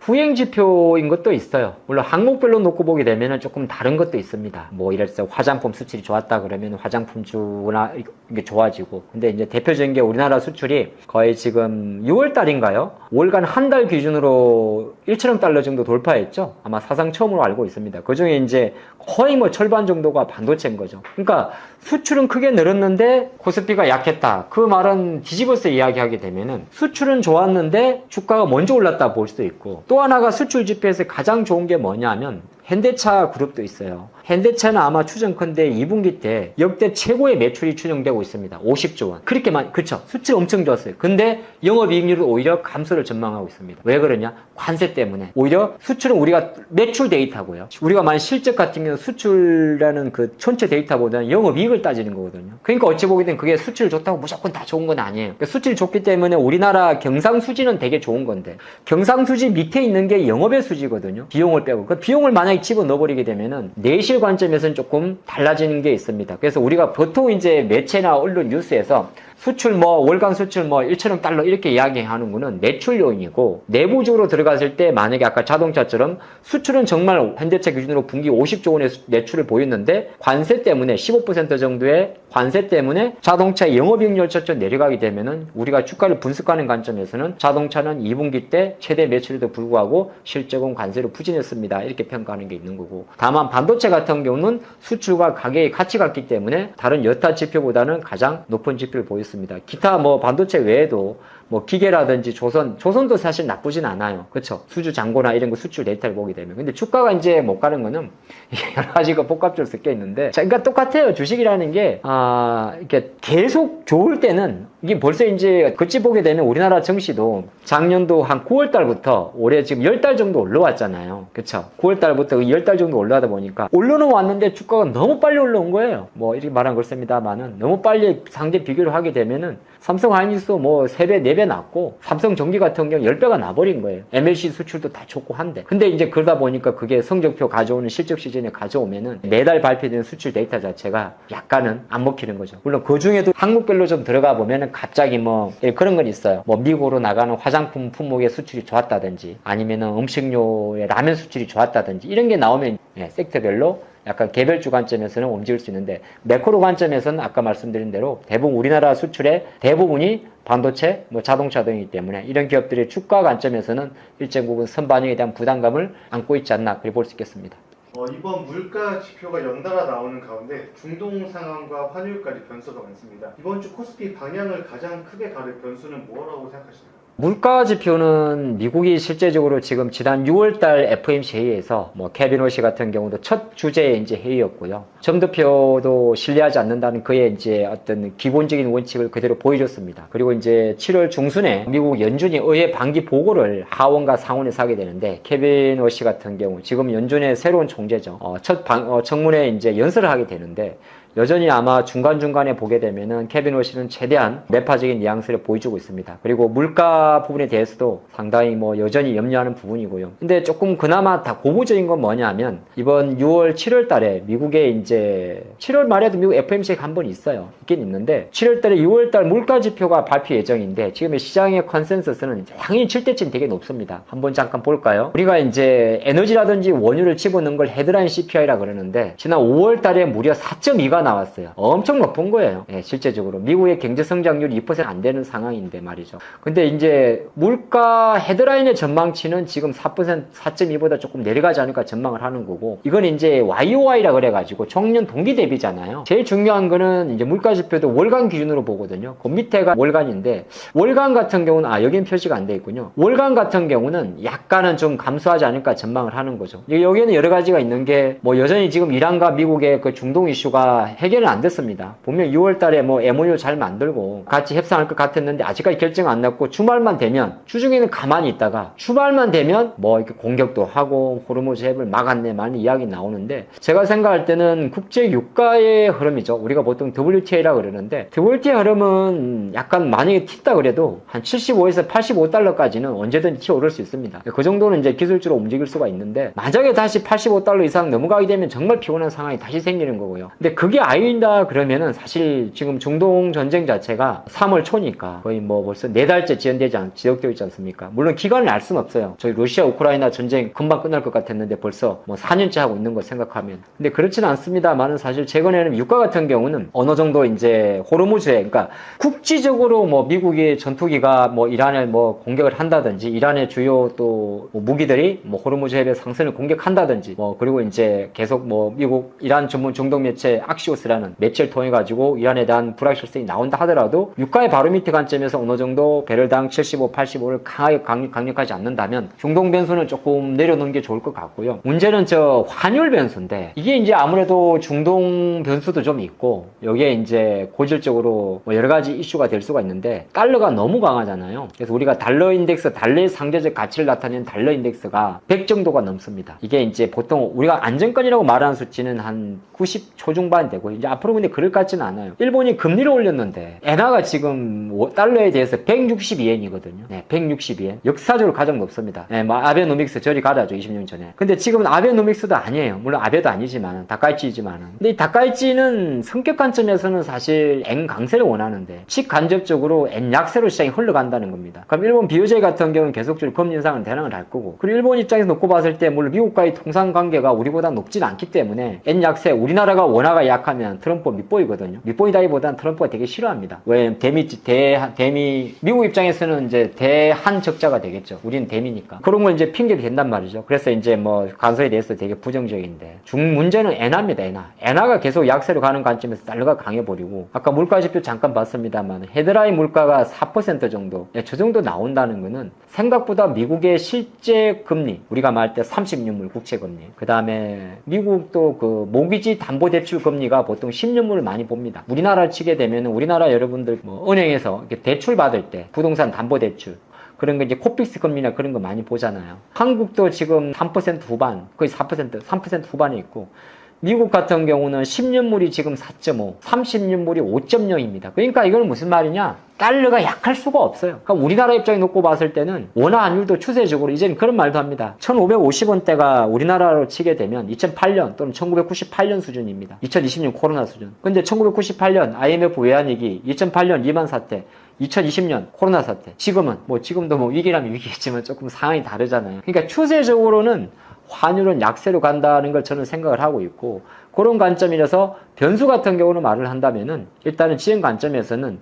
물가도 있을 거고요. 중동도 있을 거고 유가도 있을 거고 그런데 한국 증시만 놓고 봤을 때 가장 우리가 만약에 코스피에 초점을 두고 뭐 8,000포인트, 7,000포인트, 9,000포인트, 30만 전자, 200만, 300만 이런 걸 놓고 봤을 때는 가장 중요한 거는 그냥 실적입니다. 예, 저는 그리 봐요. 그러니까 구조적으로 강달러 고금리는 현재 상황이다. 2026년도 그 어디에도 금리를 인하한다는 시그널은 없다. 다만 시장이 좋아하는 거는 금리 인하하는 시그널보다는 금리 인상을 보류한다는 시그널이 증시의 가장 큰 호재. 금리 인상을 보류하지 않고 지금이라도 금리를 올려야 된다는 거는 악재. 근데 지금이라도 당장에 금리 올려야 된다는 기조는 점차씩 완화되고 있다. 그래서 기성적 가장 큰 변수는 다시 한번 몇 번 말해서 그렇습니다만은 이런 거 저런 거 다 복잡한 거를 한 방에다 해소시킬 수 있는 거는 압도적인 실적과 압도적인 실적에 대한 전망치밖에 없습니다. 그걸 또 우리는 확인해야겠죠. 그리 볼 수 있겠습니다. 코스피가 하루 반등했다고 또 바로 안심할 수는 없습니다. 외국인 순매수 전환, 환율 안정도 있고 반도체 반등 가운데서 무엇이 어떤 지표가 확인돼야 진짜 반등으로 볼 수 있을까요? 그렇죠. 반등이라는 것도 마찬가지인데 올라와야 반등이잖아요. 그렇죠. 올라와야 반등이에요. 조금 올라오다가 우리가 그런 거죠. 축구를 보고 있는데 5대 0으로 지다가 1점 이겼다고 좋아할 건 아니죠. 진 건 진 거니까. 그게 어떤 의미냐면은 고점 대비해서 제가 20% 빠지면 약세장이라고 그랬어요. 그러면 저점 대비해서 20%가 올라야 약세장이 종결이겠죠. 너무 이제 20%면 주가 지수는 너무 크니까. 그러면 최소한 10에서 15% 정도가 상승을 해야 돼. 어디에서 어떻게 만들릴지 모르고. 그게 어느 정도 우리가 반등을 논할 수 있는 거거든요. 하루 반등하고 하루 내리는 것보다는 지금은 이제 예를 들어서 저희가 여러분들이 혹시나 차트를 보인다든지 이런 걸 보시게 되면 9,000포인트에서 20% 빠진 게 7,000포인트 초반이에요. 네. 7,000 초반이고 삼성전자가 대략 37만원 정도에서 27만원, 30만원까지 내려왔으면은 주가 관점에 30%가 내려온 거예요. 그러면 30% 내려왔으면은 내려온 거 기준으로 최소한 10%가 안 돼요. 한 15% 이상이 올라와야 됩니다. 더 쉽게 말씀드리면 300만원 하이닉스가 30%가 빠지면 210만원이죠. 예를 들어서 거기서 40%가 빠지면은 180만원이겠네요. 그러면 만약에 180만원 하이닉스 행성했다 그러면 10%면 대략적으로 198만원인데 10% 갖고는 안 돼요. 한 15% 이상 210만원 정도까지 200만원 들어와야 그게 바닥을 좀 확인했다 볼 수 있거든요. 그래서 주식을 하다 보면은 갑자기 많이 빠지면 저 위에서 계산했는데 저 주가가 위에서 내려올 때 이미 주가 개별 종목 기준으로 위에서 20% 30%가 빠졌다고 생각하게 되면 위의 가격은 잊어버려야 됩니다. 그거는 그냥 옛날에 그런 적이 있었어 그렇게 생각해 놓고 그 다음에 이제 반등하고 나는 찐 반등은 어느 정도 종목 같은 경우도 10에서 15% 그 이상을 반등한 이후에 그 반등폭의 절반 이상 훼손되지 않을 때가 어찌 보게 되면 다시 바닥을 잡는 과정이라고 볼 수가 있는 거예요. 지금 시장에서 좀 가장 많은 나오는 이야기를 좀 자료화면을 준비해 봤는데 버블이다 아니다 맨날 나오는 이야기입니다. 예. 아직 괜찮다, 과열이 아니다 주장하는 부분은 봐라. 지금 한국 주식이 이렇게 싸다. 근데 이거 저는 사실 그런 게 별로 안 봐요. 미국 20배고 한국이 지금 8배도 안 된다. 참고로 방송한 이 시간에는 8배도 깨졌습니다. 7배도 깨졌어요. 근데 어찌 보게 되면 또 밑에 이야기합니다. 올해 삼성 하이닉스가 대략적으로 삼성 하이닉스가 300조, 하이닉스가 400조, 둘이 합쳐 700조 번다는데 딴 애들은 바보냐? 무엇보다 연간 우리나라 기업들이, 상장 기업들이 코스피 기준으로 200개만 쳐도 700조, 800조 번대. 참고로 800조는 우리나라 전체의 GDP에 육박하는 수준입니다. 그렇기 때문에 괜찮다 이렇게 볼 수 있는데 사실 이것까지는 아직까지는 사실 오른쪽 상단에 있는 거는 충분히 고려할 수 있는 거고 밑에 있는 것도 가만히 보면 버핏 지수는 사실 전 여기에 맞추고 싶진 않아요. 왜냐하면 이 삼성 하이닉스의 과도한 쏠림 때문에 우리가 보는 모든 보조 지표는 전부 다 과열 구간에 있었습니다. 실제적으로 이격도도 마찬가지고 쏠림의 극대치였기 때문에. 근데 밑에 있는 이제 수출 전과율의 둔화라든지 이런 것 같은 경우는 이게 둔화를 바라보는 관점의 차이가 있는 거거든요. 그러니까 실내로 미국의 옛날에 테슬라나 엔비디아나 이런 기업들도 지금 매출액 증가 속도 GPM이 좀 둔화되다 보니까 그러니까 절대치는 높은데 상대치 똑같은 거예요. 반에서 공부를 잘하는 애가 50등 하던 애가 30, 40등 하면은 우와 그냥 우리가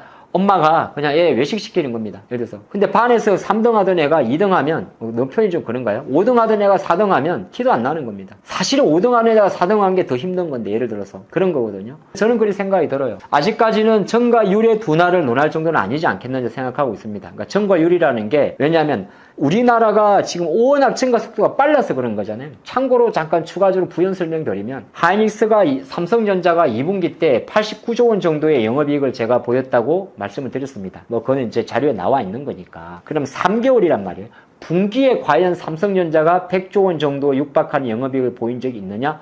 당연히 없었습니다. 당연히 없었고 22년도인가 보게 되면은 연간 합쳐서 3년 동안 적자 빼고 거의 3년 번 걸 다 본 겁니다. 그럼 나쁘게 보면 그만큼 빨리 실적이 증가했으니까 실적의 증가 속도가 둔화될 수 있다고 하는 거고, 두 번째 놓고 보게 되면 어떻지 메모리 가격 자체가 계속 상승 중이었고 공장을 청설한다고 해서 그게 갑자기 물량이 막 쏟아지는 게 아니거든요. 그렇기 때문에 실적의 증가 속도는 조금 완행을 보일지 모르겠지만은 방향성은 똑같다는 겁니다. 예, 저는 그렇게 보고 있어요. 그래서 시장 투자가분들이 지금 되게 하반기로 접어들면서 고민도 많긴 많은 건데 인지해야 될 거는 많이 올랐기 때문에 부담스러운 건 맞는데 한편으로는 어쩌다 보니까 또 갑자기 많이 빠져버리기도 했다. 이거 한번 첫 번째 포인트로 잡으시면 좋을 것 같고 두 번째는 그럼에도 불구하고 시장 같은 경우는 지수 기준으로 대략 의미 있는 저점 형성에 의해서 10에서 15% 이상, 개별 종목 같은 경우는 대략 15에서 20% 이상 상승하면 그때부터 바닥을 잡는구나 생각을 하고 추가적인 이제 눌림목을 보면서 또 이제 매수를 논하는 그런 관점이 필요할 것 같습니다. 중동 긴장으로 국제 유가가 크게 출렁이고 있습니다. 실제로 원유 공급에 문제가 생길 가능성 때문인지 호르무즈 불안이 가격에 반영된 건데 지금 현재 상황 어떤 상황인가요?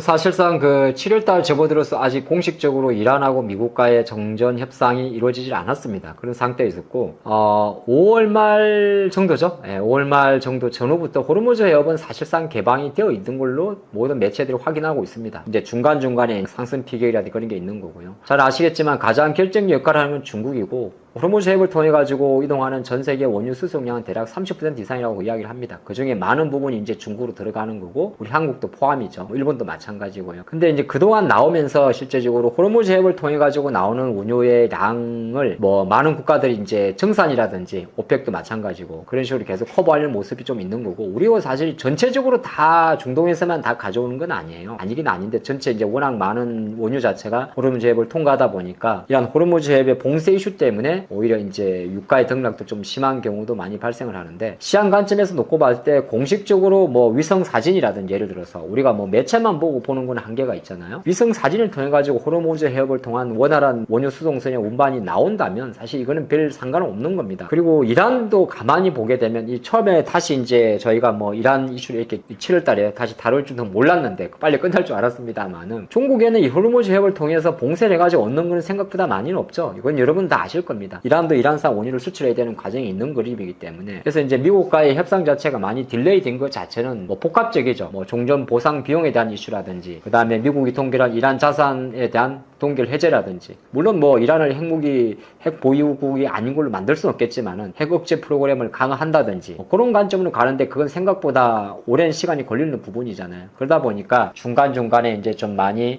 불협화음은 좀 남아있는데 아직까지 이제 7월달 정도로 넘어오면서는 다시 호르무즈 시장에서도 일시적으로 호르무즈 해협을 봉쇄할지는 모르겠어요. 여러가지 워낙 그 공격적인 스탠스가 나오기 때문에 근데 그게 봉쇄가 돼가지고 다시 이제 뭐 예를 들어서 원유의 어떤 우회 차단로를 만들어야 된다니 그렇게까지 가는 분위기는 아닌 것 같습니다. 그리고 이번 사태를 통해 가지고 지난번에 카타르입니까? 아랍에미레이트죠. 오펙도 탈퇴한다는 이야기도 없잖아 있었고 그래서 이제 미국이나 중동 국가들도 제2의 또 호르무즈 이해 봉쇄가 나오지 말란 법은 없잖아요. 거꾸로 말하면 이란과 미국의 전쟁도 우리가 말할 때 어느 나라의 국가가 완전히 옛날식 전쟁으로 이렇게 완전히 속국으로 가는 그림이 아니라 사실상 종전이 곧 휴전이란 말이죠. 그럼 언제든지 또 이슈가 생길 수 있는 부분입니다. 중동정 아시겠으면 이란 혁명수비대 후티 반군 지금 어딥니까?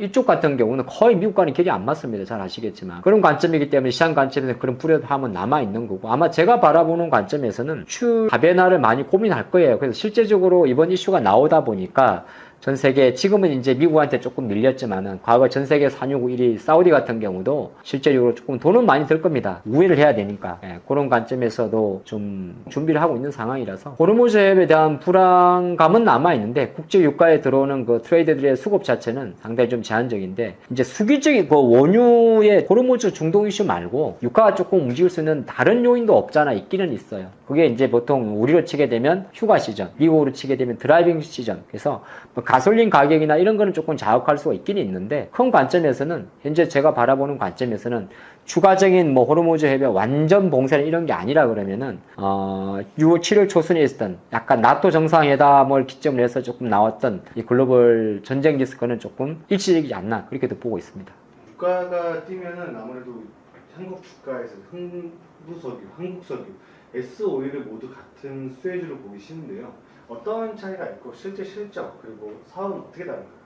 아주 큰 차이가 있습니다. 아주 큰 차이인데 우리가 이제 쉽게 말해서 원유라 그러잖아요. 원유 시꺼먼 거 그걸 이제 정제를 해올 겁니다. 가져와가지고 배에 실어와가지고 정제를 하겠죠. 그러면 여러분 잘 아시겠습니다만 자동차를 운영할 수 있는 휘발유도 나올 거고요. 그 다음에 배 같은 걸 선박을 이동할 수 있는 디젤유도 나올 거고 많이 나오겠죠. 그렇게 정제하는 시설을 갖고 있는 기업들이 이제 우리가 말하는 정유 4사 정유회사 4개입니다. 한국에는 S-오일, SK이노베이션, GS칼텍스, 그 다음에 현대오일뱅크 이런 기업이 있을 거고요. 이런 기업들이 이제 쉽게 말해서 기름을 이제 원유를 가져와 가지고 그렇게 이제 분류를 해줍니다. 예, 분류를 해주면 그걸 가지고 유통하는 기업들이 있어요. 그런 기업들이 보통 한국석유나 흥국석유 같은 기업들입니다. 그러니까 사실은 흥국석유나 한국석유 같은 기업들 같은 경우는 우리가 테마주라고 이야기하는 거죠. 물론 유통을 하기 때문에 일정 부분 이제 유통 마진 빼고 나면 조금 높게 파는 건 없잖아. 있긴 있겠죠. 근데 그게 기업의 실적과는 크게 상관이 없습니다. 왜 그러냐면 원유가 올라오고 이제 정제 마진 해가 그거는 정제 마진이 뭐냐 하면 갑자기 이제 정제하는 건데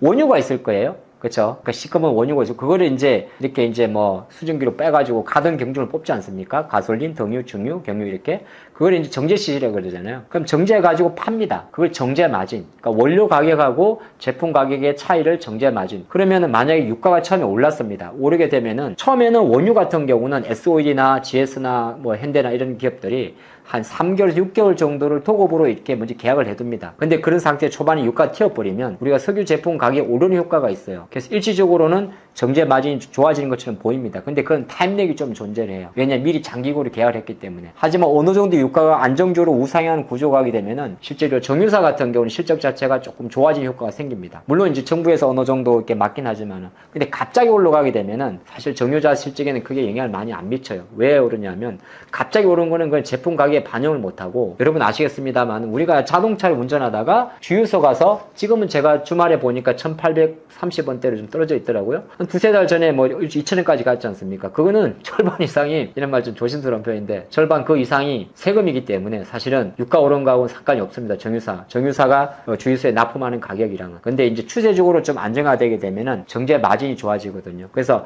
올해 2006년도 기준으로 1분기, 2분기에 S-오일, GS, SK이노베이션, SK죠. 요런 4개 기업들, 현대오일뱅크는 참고로 비상장사입니다. 비상장사니까 그거는 빼고. 그럼 이 기업들의 실적 흐름 같은 경우는 어느 정도 조금 좋아지는 효과를 좀 보이고 있습니다. 근데 이제 전체적으로 놓고 볼 때 정제 마진의 흐름 자체는 결과적으로 원가와 판매가의 차이잖아요. 근데 만약에 여기서 또 변수가 있습니다. 일정 부분은 올해 같은 경우는 어느 정제 마진 효과를 가져가는데 만약에 국제 유가가 100달러로 계속 고공행진을 간다. 그러면 정제 마진도 떨어집니다. 왜 떨어지냐면은 원가는 높아졌는데 판가를 올릴 수가 없기 때문입니다. 경기가 나빠가지고.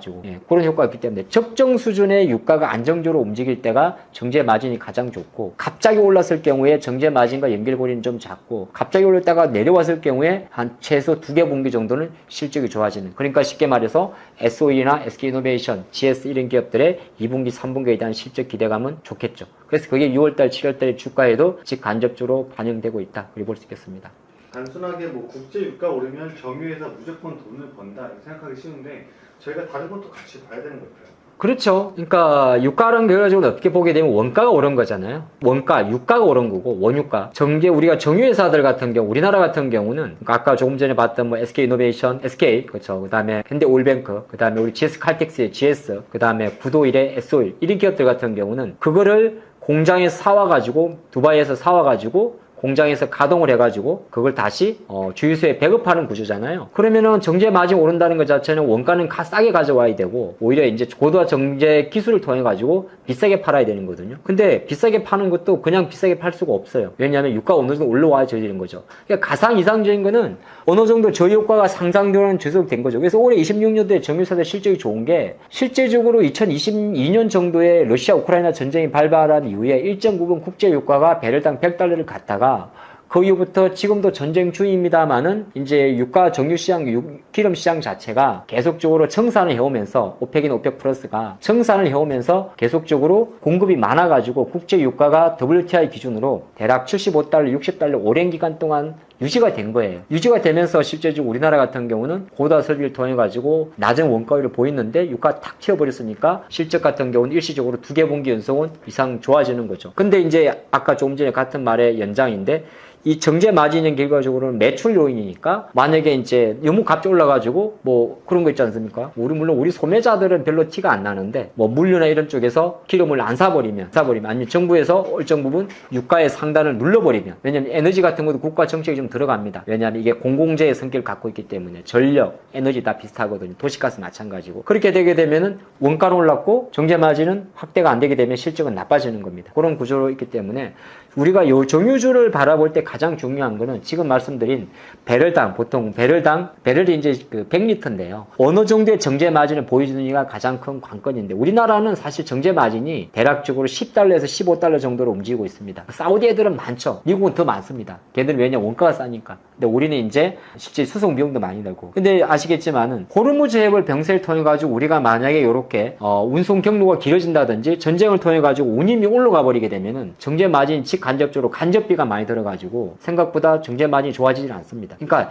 그냥 어렵게 보면 한참 어려운 건데, 한편으로는 판가 같은 경우는 우리가 그냥 눈으로 볼 때 판가가 매출 가격이잖아요. 그냥 주유소 가격 대충 봐도 되긴 돼요. 아주 그냥 일반적으로 보시면. 근데 세부적으로 원가 같은 경우는 원유를 수입하는 그 가격, 우리가 시장에서 바라보는 글로벌 국제 원유의 시세도 중요한데, 오히려 그 원유 시세 함께 플러스 수송비라든지 운송비라든지 운송 기간까지 같이 봐야 되는 겁니다. 그래서 아무리 유가가 올라도 정제 마진이 개선이 없었다는 거는 원가가 올라갔다 보는 거고, 아무리 유가는 안 올랐는데 만약에 정제 마진이 좋아진다고 기사가 나오면 그거는 원가 관리를 잘했다는 겁니다. 그렇게 구분해서 보시면 좋을 것 같습니다. 네, 저희가 정유주 외에 봐야 되는 업종, 예를 들어 뭐 항공, 화학, 운송 쪽처럼 같이 봐야 되는 업종이 또 있어요. 보통 정유주가 이제 유가가 올랐다는 거는 지정학적 리스크가 발생을 했다는 거잖아요. 보통 많이 나오는 게 전쟁이거든요. 전쟁 리스크가 발생했대. 그러면 전쟁 이퀄 원유의 수송 경로 루트가 막히는 거잖아요. 그렇죠? 그럼 우회를 해야 되니까 제일 먼저 보통 반응하는 거는 운임료입니다. 운임. 쉽게 말해서 바다를 통해서 움직이는 해상 운임이 있을 거고, 육상을 통해서 이동하는 육상이 있을 거고, 우리는 육상이 별로 의미가 없죠. 북한이 막혀 있으니까. 우리는 한국 기준으로는 육상은 의미가 없고, 어차피 북한을 뚫어서 물건을 가져올 수는 없잖아요. 그러니까 우리는 해상 바다 쪽 아니면은 항공 쪽인데요. 제일 먼저 보통 보는 거는 이렇게 유가가 상승했다는 이유는 제일 먼저 반응하는 것 자체가 해상 운임이 상승을 하게 됩니다. 아무래도 배가 멀리 가야 되니까. 똑같지 않습니까? 내가 여기서 여기까지 갈 때, 내가 서울에서 부산까지 가는데 만약에 뭐 톤당 10만 원 줘. 근데 지금 시장에서 전쟁이 났어. 그래서 경부고속도로를 못하고 저기 대구 갔다 칠곡 갔다 저렇게 돌아가. 아니면 서해안으로 저기 목포 갔다 대전 갔다 여수 갔다가 대전이 아니죠. 쫙 돌아서 여수에서 다시 진주 갔다가 저기 부산으로 가야 돼. 그러면 뭐가 나오죠? 운임이 멀죠. 거리가 멀었으니까. 그러면 그런 거 자체가 이제 해상 운임 입장에서는 오히려 올라가니까 우리 상선, 우리가 H&M, 페노션, 대한해운 이런 기업들 같은 경우는 운임료 상승과 함께 기업들이 주가가 조금 좋아지는 효과가 있는 거죠. 그거는 이제 매출료 그렇게 발생하는 거고, 항공 같은 경우는 초반에는 무조건 실패해요. 안 좋아요. 왜냐하면 비행기가 뜰 때 비행기가 바트리로 뜨는 건 아니잖아요. 제트유거든요. 제트유는 일반적인 그 휘발유보다 훨씬 고출력을 요하지 않습니까? 그 큰 비행기를 하늘로 띄워야 되니까. 그러니까 제트유 같은 경우도 우리가 소비자 입장에서 보면, 우리가 여러분들 혹시 여름에 2분기 때 해외여행 보셨 분들 항공료 엄청 올랐었죠.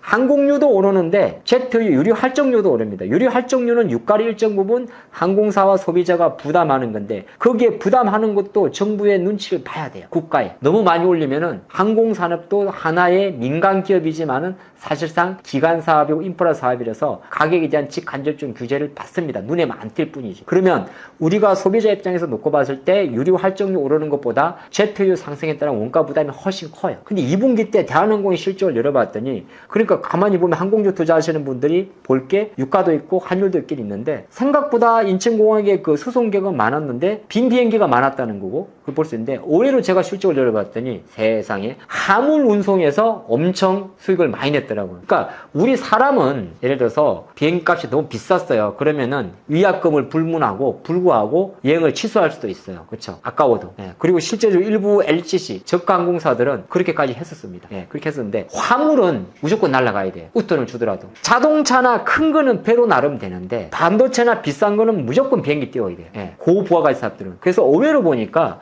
대한항공 같은 경우 실적 자체가 2분기 실적을 추정치를 제가 잠깐 열어봤는데, 화물 운송에서의 마진율이 되게 좋았습니다. 그러니까 우리가 보게 되면 첫 번째, 여러분이 좀 전에 저한테 체크한 게, 우리 같이 한 게, 유가가 높으면 무조건 정유주 좋고 항공주 나쁘고 운송주 좋습니까? 그렇게 단언할 게 아니라 주식이란 게 참 복합적이라 하나하나를 뚫어봐야 돼. 그래서 항공주를 바라보는 관점에서는 여객 운송과 화물 운송이 있을 거고, 정유주를 보는 관점에서는 정제 마진이 있을 거고, 운임주를 보는 관점에서는 운임도 사실 해상 운임도 비싼 게 컨테이너가 있고 벌크가 있거든요. 그런 것까지 다 구분을 해봐야 됩니다. 참 공부할 게 많네요. 그래서 단순하게 주식은 뭐 이거는 이거다 그렇게 보다는 업종이 갖고 있는 특성별로 조금 구분해서 찾아보시면 좋을 것 같습니다. 국가 관련주가 전쟁 뉴스에 오를 때 잠깐 오를 테마인지, 아니면 실제 실적이 좋아져서 좋아질 종목인지 구분하려면 어떤 걸 확인하고 계신가요? 사실 이거는 뭐 확인할 필요는 거의 없어요. 우리가 아까 말할 때 딱 유가 관련주는 딱 두 가지입니다. 테마주 하나, 정유주 하나를 보거든요. 그래서 처음에는 유가가 이제 변동성이 큽니다. 변동성이 크다는 거는 우리가 주식시장 관점에서 정화적인 교과서는 없는데, 유가가 지금 참고로 WTI 기준으로 70달러 정도 하거든요. 그러면은 10%가 7달러잖아요. 그러니까 7%는 너무 심한 경우 한 5% 전후가 움직이면 좀 크다고 좀 많이 이야기를 합니다. 퍼센테이지 기준으로 그렇게 딱 구분해 놓으면 쉬울 것 같아요. 갑자기 5% 뛰었다 그러면 유가는 꽤 많이 튄 겁니다. 그럼 그 정도 튀면은 우리가 테마주라고 이야기하는 특정 기업들, 땡땡 석유 붙는 기업들, 이 기업들은 대부분 두 자릿수 이상이 움직입니다. 그건 무조건 테마주입니다, 얘는. 그리고 우리가 잘 아는 4개, 3개, 상장사 기준으로는 3개. 근데 SK이노베이션은 이게 정유기업인데 배터리까지 숨어 있으니까 조금 덜 움직이니까 그거 빼고 그냥 제일 아람코가 지분이 갖고 있는 S오일, S오일이나 GS 같은 경우는 실제적으로 보통 그보단 덜한 움직임을 보여주고 있습니다. 근데 아까도 잠깐 말씀드렸지만은 유가라는 게 어느 정도 추세적, 그러니까 유가 차트도 가끔 볼 필요가 있어요. 물론 차트가 아무리 후행이지만은 그러니까 추세를 그리는 상태에서 튀는 경우가 있고, 뭐 유가가 계속적으로 배럴당 60달러, 70달러 있다가 이제 갑자기 튀어오는 거 있지 않습니까? 그러면 추세가 올라가는 구간에서 이제 튀어오른다 그러면 가속도가 붙는기 때문에 이거는 정유주나 테마주가 같이 움직이는 거고요. 주가가 내려오는 과정에서 이제 튀는 경우가 있어요. 참고로 지금 7월 달에 국제 유가의 배럴당 레벨은 5월당 평균 110달러 전후, 4월달 110달러, 5월달 한 90달러 전후, 8월달 85달러 전후, 그 다음 7월달 70달러까지 내려와 있습니다. 단계적으로 고점을 톡톡톡톡 내려와 있죠. 그럼 여기서 만약에 어떤 이슈 때문에 갑자기 탁 튀어오르면은 이거는 테마주만 움직입니다. 테마주만 잠깐 움직이는 거고, 만약에 기관들 같은 경우, 정유주 같은 경우가 만약에 계속 움직이고 있었다면, 주가 움직이고 있었다면, 전반부에 조금 전 영상에서 말씀드렸다시피 실적에 대한 기대감으로 기관 투자가들, 특히나 외국인보다는 기관 투자가나 연기금들이 매수하고 있기 때문에 상승하는 걸로 추정해 볼 수가 있습니다. 그래서 변동성에 따른 주가의 폭과 그 변동성을 유발시킨 국제 유가의 현재 트렌드가 어찌 보면 테마주냐 실적주냐를 구분할 수 있는 좀 작은 바로미터도 될 수 있지 않을까, 저는 그렇게 볼 수 있겠습니다.